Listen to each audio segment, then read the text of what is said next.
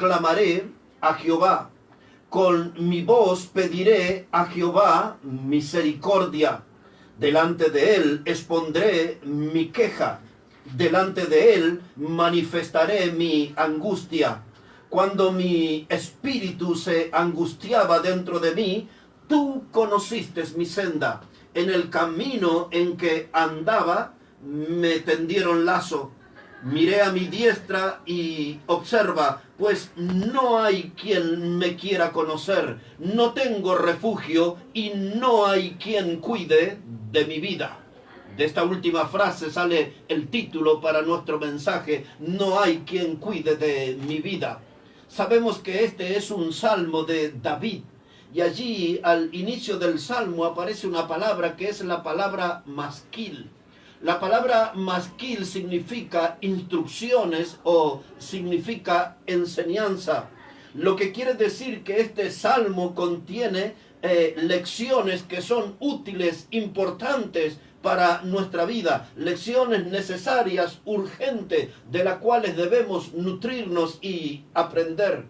Este es un salmo escrito por David. David es aquel hombre que es reconocido en el campo de batalla por aquella resonante victoria contra el gigante filisteo llamado Goliat. David no solamente en el campo de batalla, sino en la historia humana, tiene un lugar muy reconocido como aquel pequeño hombre derrotó a aquel gran gigante. Aún en el campo de la literatura y en el campo del ateísmo, David es conocido por su gran valentía y por esa resonante hazaña venciendo a Goliat, el filisteo, en el campo de batalla. Pero en este salmo, David está en un lugar muy precario. En este salmo lo encontramos a David en un lugar muy frágil, en un lugar incómodo, de poca importancia. Por estos días, quien era el rey de Israel, Saúl, lo perseguía con 3 escuadrones con la sola intención de quitarle la vida. Y David encontró aquí este refugio que luego nosotros, al estudiar la palabra de Dios, sabemos que era conocido con el nombre de la cueva de Adulam. La Biblia nos da una información de ese lugar y de ese momento específico que nos habla David. Cuando usted puede leer en el libro de Primera de Samuel, en el capítulo 22 y los versículos 1 y 2, que dice de la siguiente manera. Dice la Biblia: yéndose luego David de allí, huyó a la cueva de Adulam, y se juntaron con él todos los afligidos, y todo el que estaba endeudado, y todos los que se hallaban en amargura de espíritu, y fue hecho jefe de ellos. La cueva de Adulam.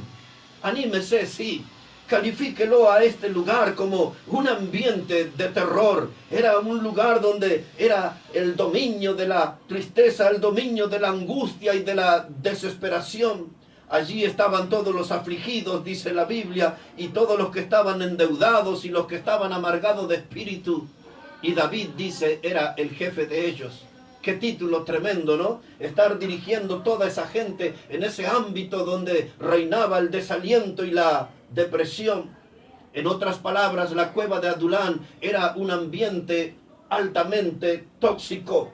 ¿Y cuántas veces nosotros en nuestra vida pasamos por ese lugar? ¿Y cuántas veces nosotros en nuestra vida nos detenemos más tiempo del deseado en ese lugar, en esa clase de cueva donde todo es un ambiente tóxico, donde nos rodea gente que está sumergida en la desesperación y en la depresión?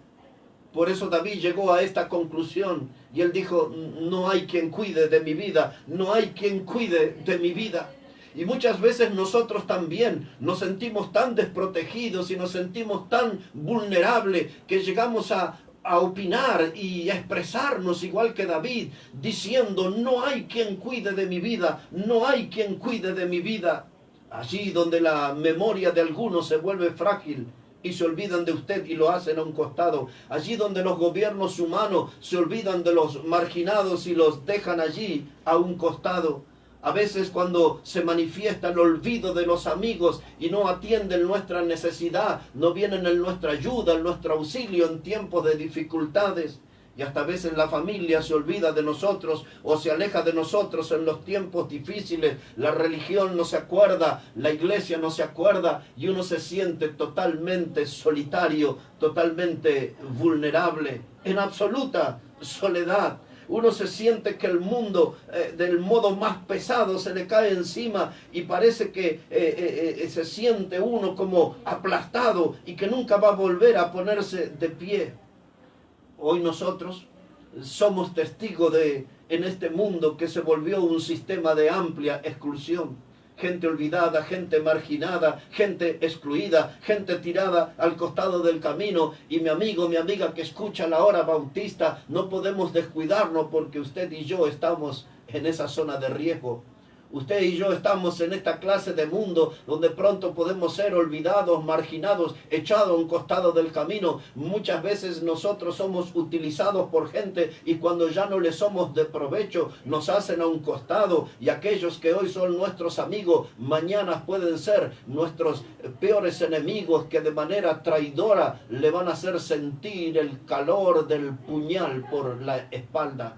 No hay quien cuide de mi vida, dice David, no hay quien cuide de mi vida. Él era consciente que estaba allí en una zona de riesgo.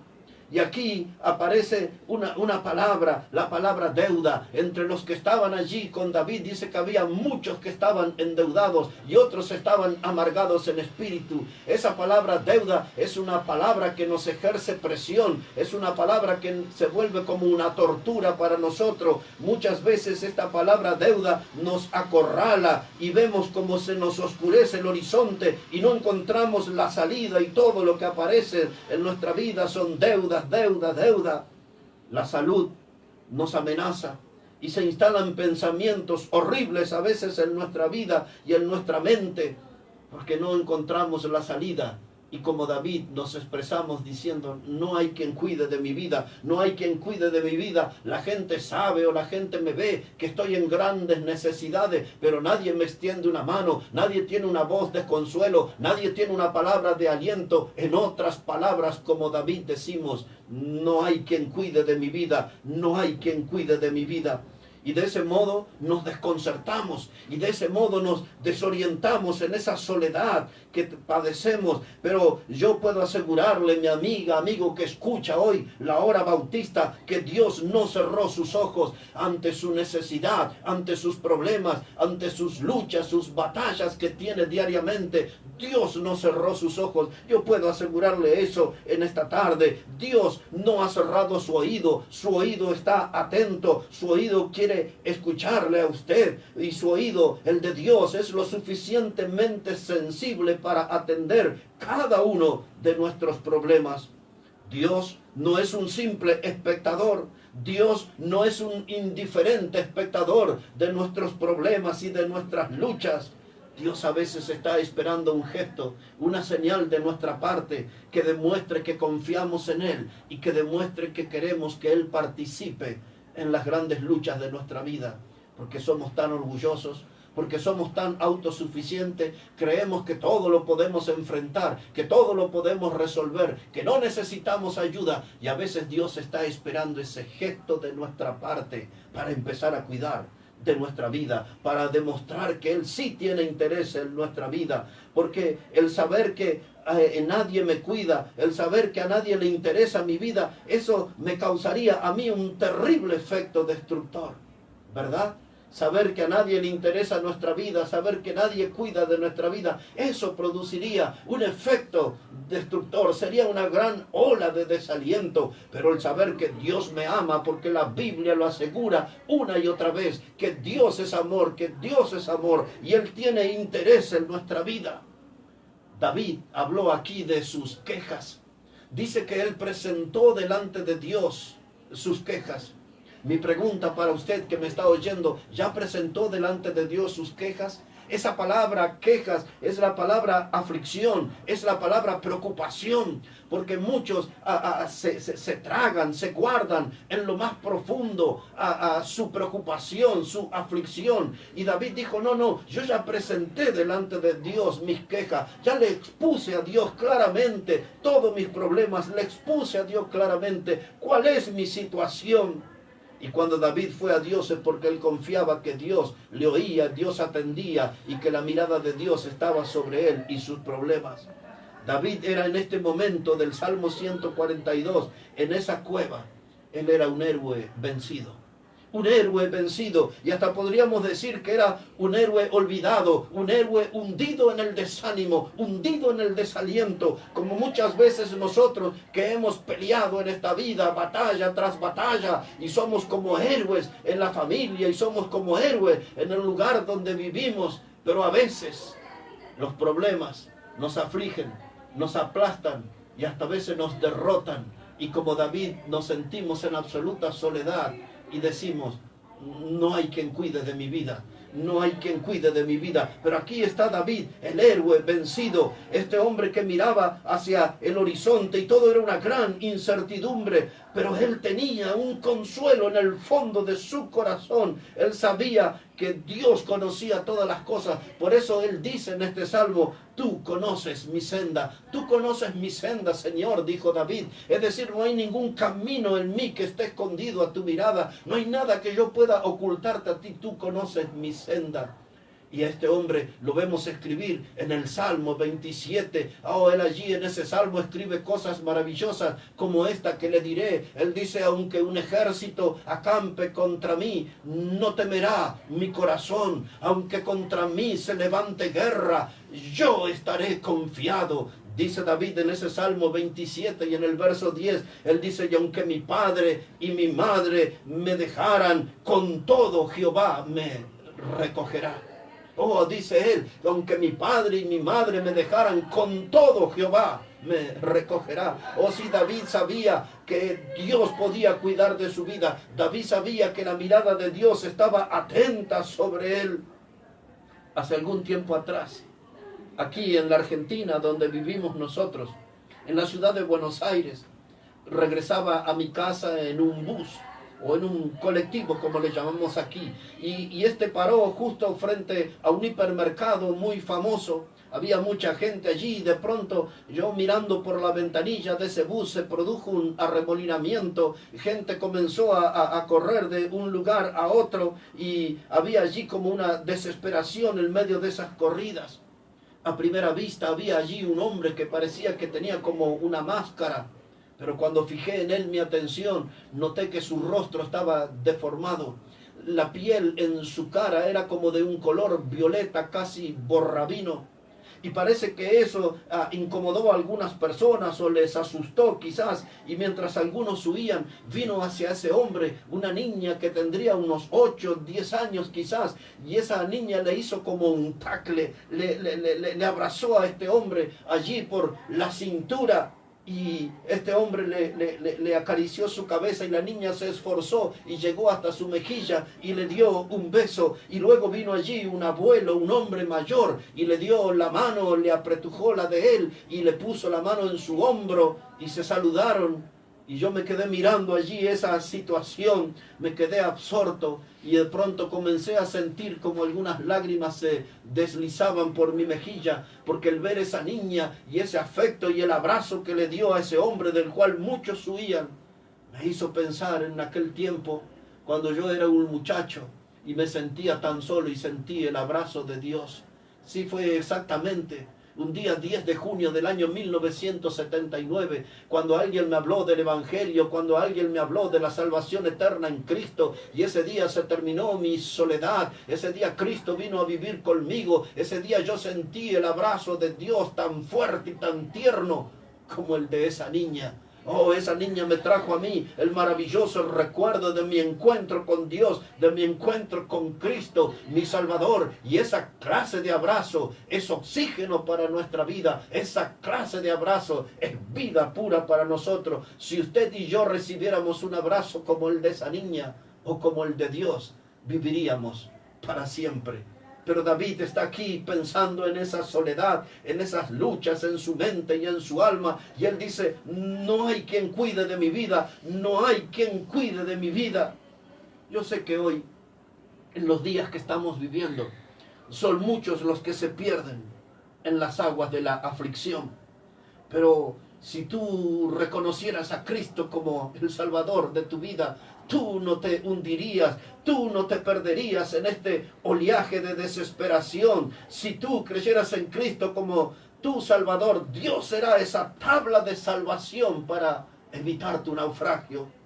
Dice la Biblia ahora en el Salmo 66 y en los versículos 10 a 12, dice la palabra de Dios: porque tú nos probaste, oh Dios, nos ensayaste como se afina la plata, y nos metiste en la red, y pasamos por el fuego y por el agua, y nos sacaste a abundancia.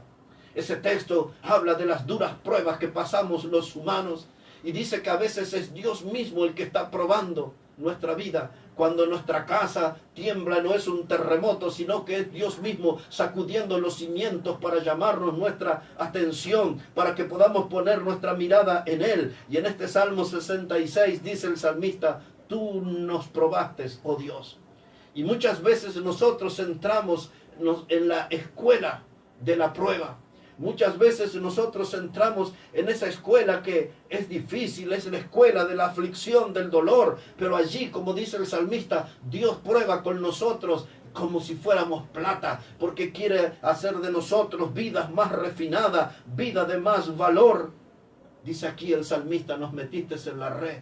Pero también Él puede dar ese testimonio. Dice: pasamos por el fuego, pasamos por el agua, y tú, Dios, nos sacaste a abundancia. Quizás hoy usted, como David, está diciendo: no hay quien cuide de mi vida. Quizás como David se siente olvidado, marginado, dominado, aplastado por los problemas. Miran la mesita de luz y ahí está la boleta del agua, la boleta del gas, la boleta de la luz, el ABL, y entra allí en un estado de desesperación. Tantos números y bolsillo flaco, tantos números y dinero escaso. Y usted, como David, dice: no hay quien cuide de mi vida. Se toma la cabeza y dice: estoy perdido, pero no, allí está Dios. Dios está allí, atento para venir en su auxilio. Oh sí, porque el pensar que nadie cuida de mi vida, ese puede ser el sentimiento, puede ser el pensamiento de un incrédulo, de un escéptico, de un agnóstico, de un ateo. Oh sí, ese puede ser esa clase de pensamiento. Hay mucha gente que piensa que anda a la deriva, boyando en este mundo, y piensa que la vida es una horrible broma. No, no, no. Allí está Dios. A Dios le interesa su vida. A Dios le interesa sus caminos, le interesa sus pasos. Por eso aquí, desde la hora bautista, queremos animarle a que usted, como David, lleve sus quejas delante de Dios. Recuerde, la palabra queja nos hablaba de aflicciones, nos hablaba de preocupaciones.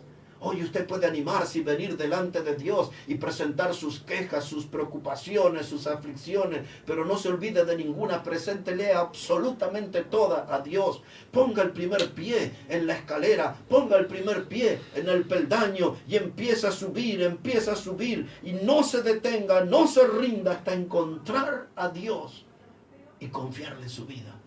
Qué cosa más hermosa, salir del sótano y empezar a subir en esa escalera hacia la presencia de Dios, y no descansar y no rendirme, no detenerme hasta encontrar a Dios y confiarle mi vida al Señor.